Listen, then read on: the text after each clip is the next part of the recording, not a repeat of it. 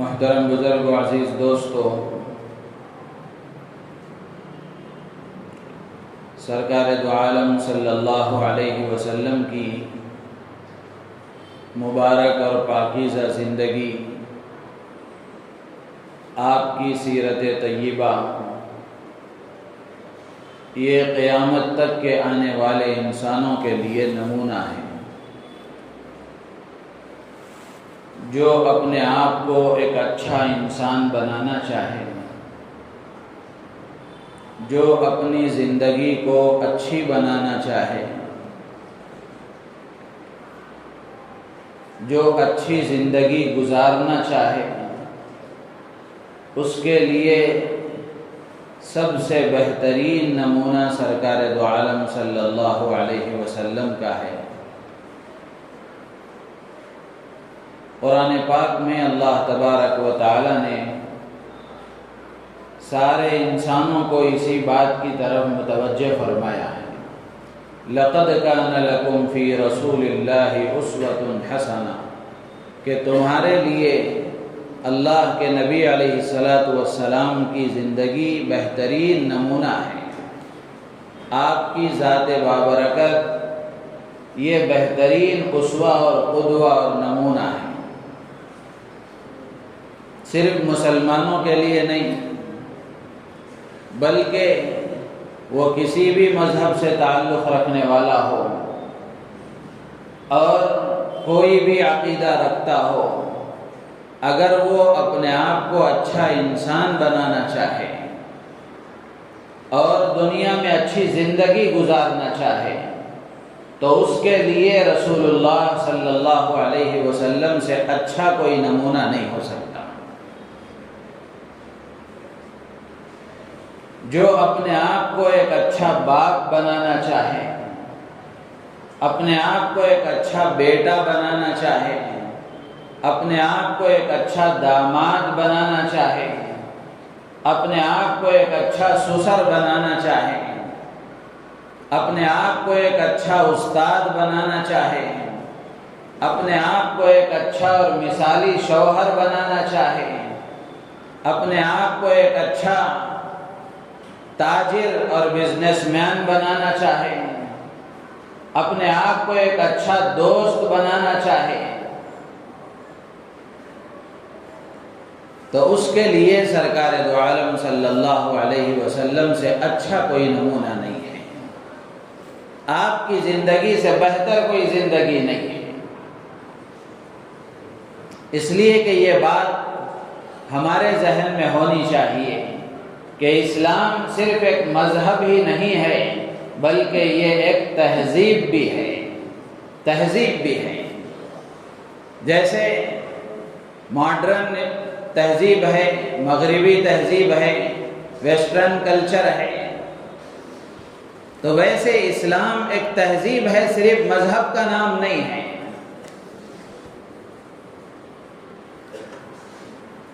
تو اس لیے اللہ تبارک و تعالی نے سرکار دو عالم صلی اللہ علیہ وسلم کو نمونہ قرار دیا۔ ضرورت اس بات کی ہے کہ ہر مسلمان خاص طور سے اور ہر انسان دنیا میں بسنے والا ہر بشر اللہ کے نبی علیہ السلام کی زندگی کو پڑھے، سنے، معلوم کرے کہ آپ کی زندگی کیسی تھی۔ آج جتنے بھی اعتراضات اسلام پر، اسلامی احکامات پر اور سرکار دو عالم صلی اللہ علیہ وسلم کی مبارک ذات پر جو بھی اعتراضات ہو رہے ہیں، وہ دو حال سے خالی نہیں۔ یا تو یہ اعتراضات دشمنی اور عناد اور حسد کی بنیاد پر کیے جا رہے ہیں، یا پھر لا علمی اور کم علمی کی بنیاد پر، ناواقفیت کی بنیاد پر، معلوم نہ ہونے کی بنیاد پر اور غلط انفارمیشن کی بنیاد پر اللہ کے نبی علیہ السلام کی ذات پر اور اسلام پر اور اسلام کے احکامات پر اعتراضات کیے جا رہے ہیں۔ حق تو یہ ہے، افسوس کی بات یہ ہے کہ کوئی جانے یا نہ جانے لیکن مسلمان جس نے اللہ کے نبی کا کلمہ پڑھا ہے، جو اللہ پر ایمان رکھتا ہے، اللہ کے نبی کو اپنا پیغمبر سمجھتا ہے، جن کو اپنا نبی مانتا ہے، وہ بھی اللہ کے نبی کو نہیں جانتا، وہ بھی آپ کی زندگی سے واقف نہیں ہے، وہ بھی آپ کی سیرت کو نہیں جانتا، تو یہ انتہائی درجے کی افسوس کی بات ہے۔ تو اس لیے میرے عزیز و دوست و بزرگوں، اللہ کے نبی علیہ السلام کی زندگی کو معلوم کرنا، اس کی ضرورت ہم محسوس کریں، ہمارے اندر یہ داعیہ پیدا ہو کہ ہم اپنے نبی کی زندگی کو معلوم کریں، اپنے نبی کی زندگی کو پڑھیں، تاکہ پتہ چلے کہ ہمارے نبی علیہ السلام کی زندگی کیسی تھی، اور پھر اگر معلوم کرنے کے بعد میں اس کو اگر ہم عملی طور پر اختیار کریں گے، اپنی زندگی کو نبی کی زندگی کی طرح بنانے کی کوشش کریں گے، تو اللہ کی ذات عالی سے امید ہے کہ اللہ تبارک و تعالی دنیا میں بھی سرخرو اور کامیاب فرمائیں گے، اور آخرت کی ابدی راحتوں کے فیصلے فرمائیں گے۔ آج مسلمان پریشان، آج مسلمان حیران، آج مسلمان ستایا ہوا، مارا ہوا، یہ اسی لیے ہے کہ مسلمان نے نبی کا دامن چھوڑ دیا، نبی کا دامن چھوڑ دیا۔ زبانی دعوے تو ہیں، لیکن عملی زندگی سے نبی کا دامن چھوٹ چکا ہے۔ تو اس لیے میرے عزیز و دوست و بزرگوں، ہمیشہ میرا یہ معمول رہا ہے کہ اللہ کے نبی علیہ السلام کی سیرت کے عملی پہلو اس کو بیان کیا جائے۔ تو گزشتہ جمعہ اخیر میں نے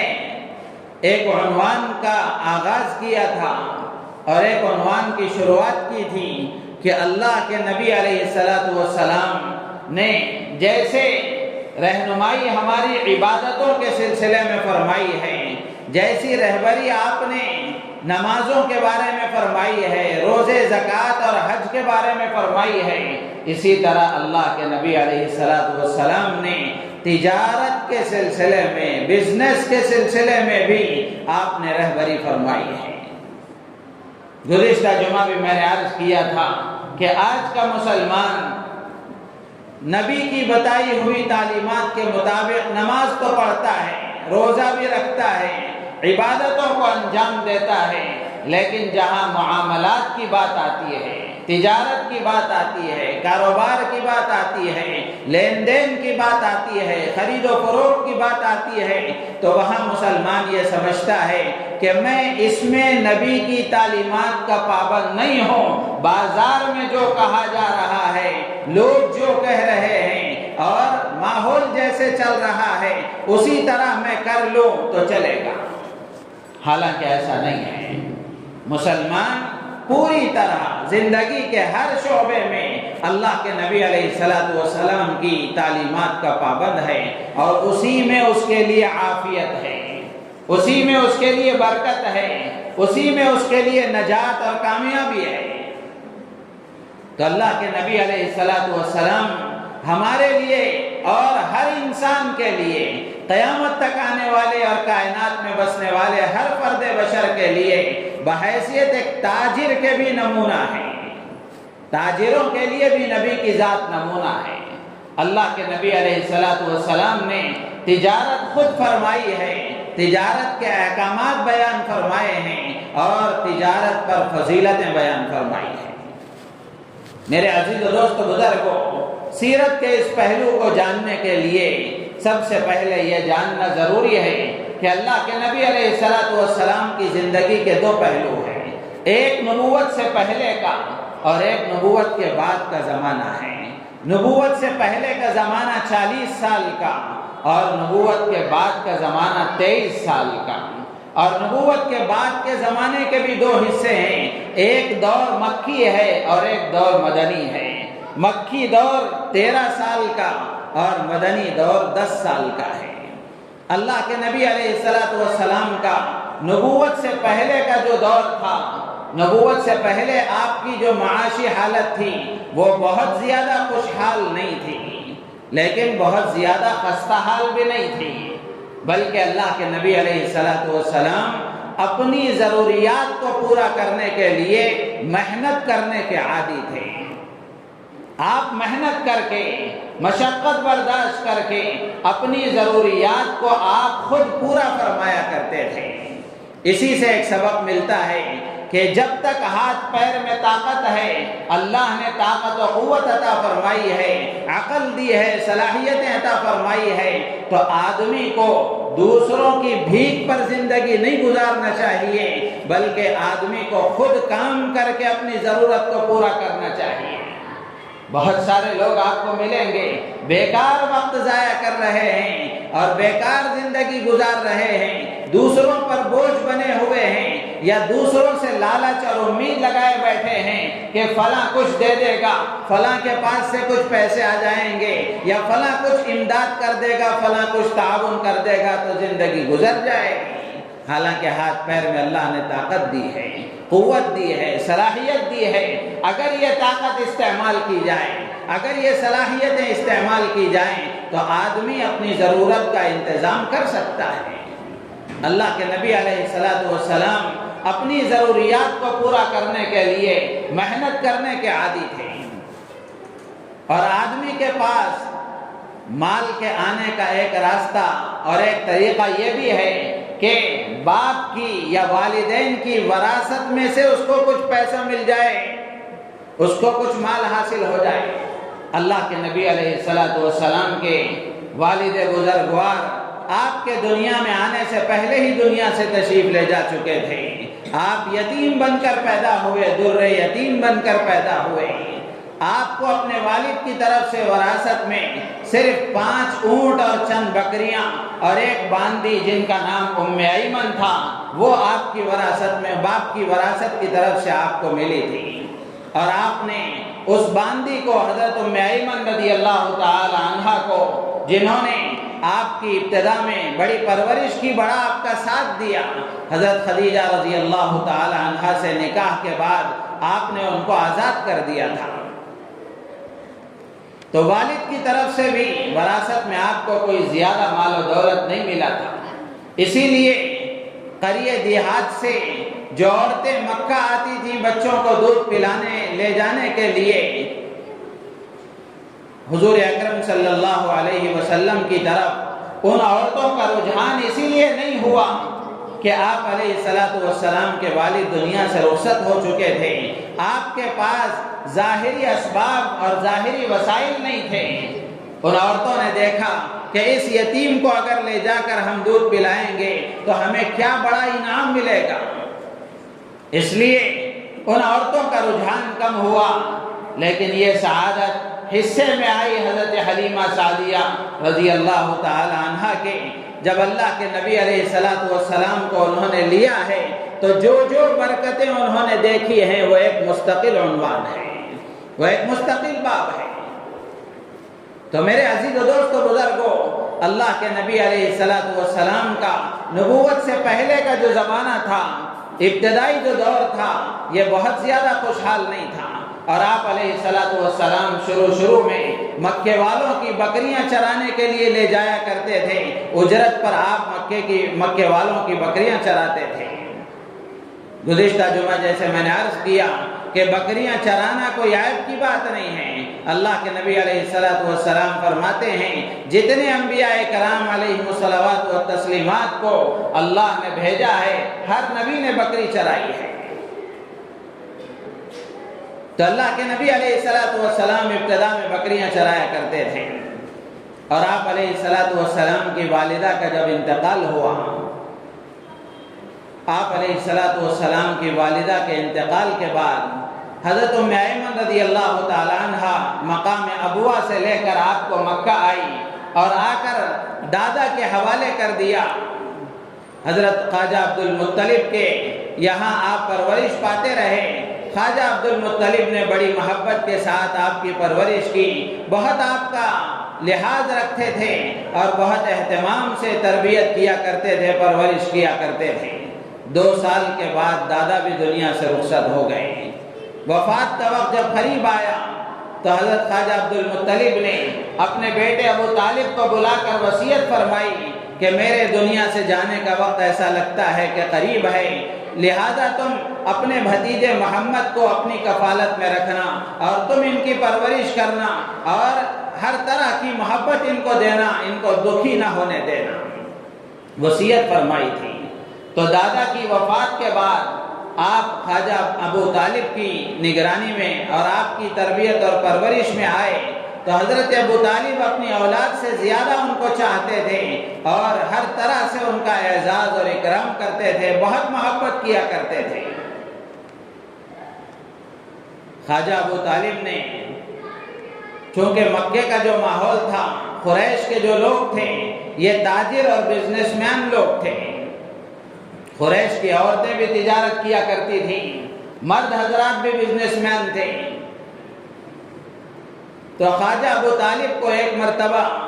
تجارت کی غرض سے جو مکے سے تجارتی قافلے جایا کرتے تھے ان تجارتی قافلوں کے ساتھ جانے کا ارادہ ہوا تو اللہ کے نبی علیہ السلام کو لے جانا انہوں نے مناسب نہیں سمجھا، ساتھ لے جانا مناسب نہیں سمجھا، اس لیے کہ راستے میں مشکلات اور مشقتیں تھیں، پریشانیاں تھیں، اس لیے انہوں نے یہ مناسب نہیں سمجھا کہ آپ کو ساتھ لے جائیں۔ لیکن جب دیکھا کہ چچا ساتھ چھوڑ کر جا رہے ہیں، آپ کے چہرے پر اداسی ہے اور رنج و ملال کے،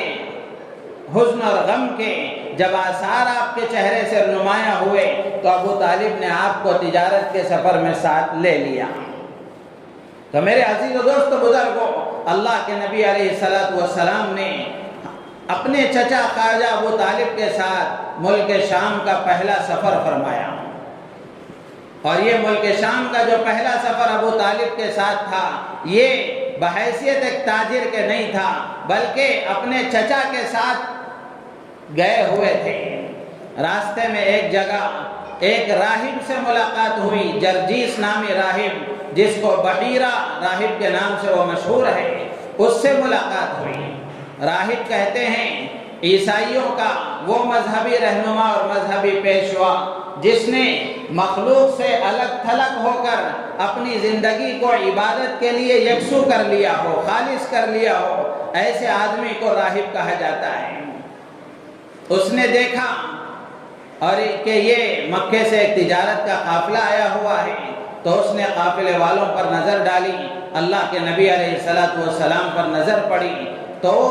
چونکہ مذہبی آدمی تھا، مذہبی کتابوں سے واقف تھا، تو اس نے اللہ کے نبی علیہ السلام کو دیکھا تو وہ علامتیں جو انجیل میں بیان کی گئی تھیں اللہ کے نبی علیہ السلام کی، اس نے ان علامتوں کے ذریعے سے آپ کو پہچان لیا،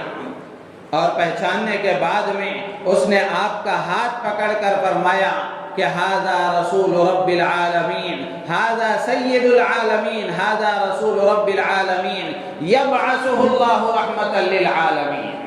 اس راہب نے کہا یہ کائنات کے سردار ہیں اور یہ عالمین کے لیے رحمت بنا کر اللہ تبارک و تعالی ان کو بھیجے گا، یہ اللہ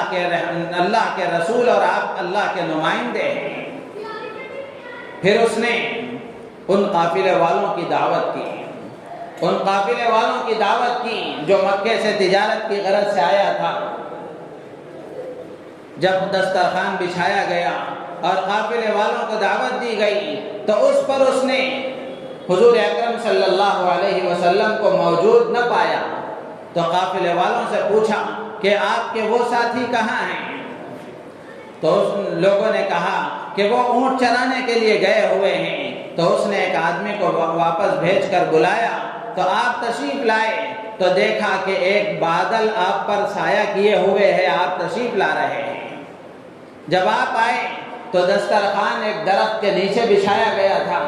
تو درخت کا جو سایہ تھا سارے حضرات بیٹھ چکے تھے، اب درخت کے سائے کے نیچے جگہ نہیں تھی۔ اللہ کے نبی علیہ السلام نے جب وہاں آپ تشریف فرما ہوئے آپ بیٹھے تو دیکھا کہ درخت کا سایہ آپ کی طرف متوجہ ہو گیا، آپ کی طرف متوجہ ہو گیا۔ تو اس راہب نے کہا کہ دیکھو یہ درخت کا سایہ بھی آپ کی طرف متوجہ ہو گیا ہے، لہذا یہ کائنات یہ اللہ کی طرف سے بھیجے جانے والے یہ آخری نبی ہیں، لہذا اس طرح کے تجارتی سفروں میں تم ان کو ساتھ مت لے جاؤ، روم کی طرف ان کو ساتھ مت لے جاؤ، اگر وہ دیکھیں گے تو نعوذ باللہ ان کو قتل کر دیں گے۔ یہی بات چیت ہو رہی تھی کہ روم کے 7 آدمی اسی وقت آئے، اس راہب کے پاس آئے تو فوراً اللہ کے نبی علیہ السلام کو ایک کمرے میں لے جایا گیا، آپ کو چھپا لیا گیا، ان لوگوں کے نظر سے ہٹا لیا گیا۔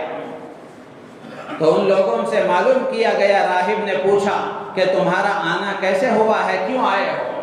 تو وہ کہنے لگے کہ ہم اس آخری نبی کی تلاش میں آئے ہیں جس کے بارے میں ہماری کتابوں میں لکھا ہوا ہے اور ہمیں یہ معلوم ہوا ہے کہ وہ اس مہینے میں اس علاقے میں سفر کرے گا۔ تو اس راہب نے کہا کہ تم یہ بتاؤ، جس کو اللہ تبارک و تعالیٰ نے بھیجنے کا ارادہ فرما لیا ہو، جس کو اللہ تبارک و تعالیٰ نے مبعوث کرنے کا ارادہ فرما لیا ہو، کیا اس کو کوئی روک سکتا ہے؟ تو ان رومیوں نے کہا کہ کوئی روک نہیں سکتا، اللہ کے ارادے کو کون روک سکتا ہے؟ اللہ کے ارادے کو تو کوئی روک نہیں سکتا۔ تو پھر اس نے کہا کہ جس کو اللہ تبارک و تعالیٰ بھیجنا چاہے اس کو قتل کرنے کی پلاننگ کرنا اور اس کو قتل کرنا، یہ اپنے لیے ہلاکت کا سامان تیار کرنا ہے۔ تو جب اس راہب نے ان کو سمجھایا تو بات ان کے سمجھ میں آ گئی، تو لہذا وہ پھر واپس روم کی طرف جانے کے وہ اسی راہب کے پاس رہ گئے۔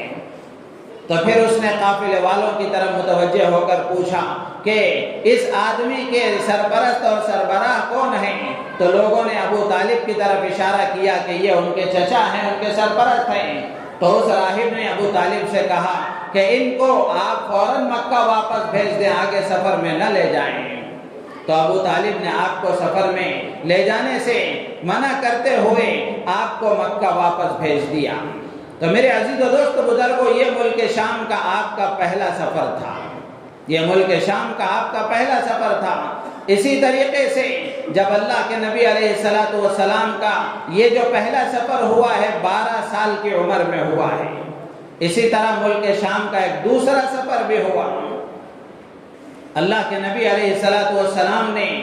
جب ہوش سنبھال لی تھی اور آپ اچھی طرح سب چیزوں کو سمجھنے لگے تھے، تو ابو طالب نے اپنی نوعیت اور اپنی حالت اپنے بھتیجے کے سامنے رکھی کہ یبن اخی انا رجل لا مال لی وقد اشتد الزمان علینا، کہ بھتیجے میں ایسا آدمی ہوں کہ میرے پاس بہت زیادہ مال و دولت نہیں ہے اور زمانہ ہمارے لیے تنگ ہو چکا ہے، تنگی کی حالت سے ہم زندگی گزار رہے ہیں۔ اللہ کے نبی علیہ السلام کی امانت داری اور صداقت کے چرچے ہو چکے تھے، اور اللہ کے نبی علیہ السلام کی صداقت کے جب چرچے ہو چکے تھے تو مکے کی ایک مالدار خاتون تھی حضرت خدیجہ رضی اللہ تعالی عنہا، اور وہ بڑی تاجر خاتون تھی۔ انہوں نے اللہ کے نبی علیہ السلام کو یہ پیشکش کی۔ ظاہر سی بات ہے کہ عورت ہونے کی وجہ سے تجارتی اسفار کرنا ان کے لیے دشوار تھا، تو وہ چاہتی تھی کہ کوئی امانت دار، سچا امانت دار ایک آدمی ان کے حوالے ہو جائے اور ان کے ساتھ ہو جائے جو ان کی تجارت کو آگے بڑھا سکے۔ تو جب اللہ کے نبی علیہ السلام کے بارے میں معلوم ہوا تو حضرت خدیجہ نے اللہ کے نبی علیہ السلام کے پاس یہ پیغام بھیجا کہ آپ میرے پاس آ جائیں اور میرا تجارتی مال لے کر آپ سفر کریں اور جا کر تجارت کر کے آئیں، دوسروں کو میں جو نفع دیتی تھی آپ کو دوگنا نفع دوں گی۔ جب حضرت خدیجہ کی طرف سے یہ پیشکش ہوئی، آپ نے اپنے سرپرست اپنے چچا ابو طالب کو سنایا، تو ابو طالب نے فرمایا کہ یہ وہ رزق اور روزی ہے جو اللہ نے آپ کی طرف کھینچ کر لائی ہے، تو لہذا آپ اس کو قبول کر لیں۔ تو اس طرح رسول اللہ صلی اللہ علیہ وسلم نے حضرت خدیجہ کا مال لے کر دوسرا سفر ملک شام کا آپ نے فرمایا۔ اس سفر میں آپ کے ساتھ حضرت خدیجہ کا غلام میسرہ بھی تھا، خدیجہ کا غلام میسرہ بھی تھا۔ آپ جب سفر میں تشریف لے گئے اور ایک جگہ پہنچنے کے بعد اس سفر میں 3 واقعے پیش آئے۔ اس تجارتی سفر میں 3 واقعے پیش آئے. ایک واقعہ عرض کر کے میں اپنی بات ختم کروں گا، اگلی جمعہ بقیہ باتیں عرض کی جائیں گی. تو اس سفر میں حضرت خدیجہ کا غلام میسرہ بھی تھا. چلتے ہوئے راستے میں ایک درخت کے نیچے تھوڑی دیر کے لیے رکے. اللہ کے نبی علیہ الصلوۃ والسلام تھوڑی دیر وہاں لیٹ گئے، آپ نے تھوڑی دیر آرام فرمایا. قریب میں ایک گرجا گھر صومعہ چرچ بھی تھا. وہاں ایک نستورہ نامی راہب، اس نے اللہ کے نبی علیہ الصلوۃ والسلام کو دیکھا، دور سے دیکھا تو وہاں حضرت خدیجہ کا غلام میسرہ بھی چونکہ ساتھ تھا. تو اس راہب نے میسرہ سے پوچھا کہ اس درخت کے نیچے جو آدمی آرام کر رہا ہے یہ کون ہے؟ یہ کون ہے؟ تو اس نے کہا کہ یہ اہل حرم قریش کا ایک معزز آدمی ہے. تو اس نستورہ راہب نے کہا کہ یہ اللہ کے آخری نبی ہیں، ہماری کتابوں میں ان کی علامتیں بیان کی گئی ہیں. اللہ تبارک و تعالیٰ نے انجیل میں جو علامتیں آخری پیغمبر کی بیان فرمائی تھی وہ چونکہ مذہبی عالم تھا، مذہبی پیشوا تھا، مذہبی کتاب کا علم رکھنے والا تھا، تو اس نے ان علامتوں کی روشنی میں اللہ کے نبی علیہ الصلوۃ والسلام کو پہچان لیا. تو اس نے غلام حضرت خدیجہ کے غلام میسرہ سے کہا کہ یہ کوئی عام آدمی نہیں ہے، بلکہ یہ تو اللہ کا آخری نبی ہے جن کی صفات اور جن کی علامتیں اللہ تبارک و تعالیٰ نے ہماری کتاب میں نازل فرمائی ہیں اور ہماری کتاب میں بیان فرمائی ہیں. تو میرے عزیز و دوست بزرگوں، یہ ملک شام کا آپ کا تجارتی دوسرا سفر تھا. اور بھی 2-3 باتیں علماء نے لکھی ہیں، 2 واقعے اور بھی پیش آئے، اور بھی آگے کی باتیں ہیں اگلی جمعہ عرض کی جائیں گی. اللہ تعالیٰ سے دعا ہے اللہ تبارک و تعالیٰ ہم تمام کو ان باتوں پر عمل کی توفیق عطا فرمائے، اور اللہ کے نبی علیہ الصلوۃ والسلام کی سیرت کو پڑھنے کی اور آپ علیہ الصلوۃ والسلام کی زندگی کو معلوم کرنے کی اور اس کے مطابق زندگی گزارنے کی اللہ تعالیٰ ہم سب کو توفیق عطا فرمائے. آمین. وآخر دعوانا الحمد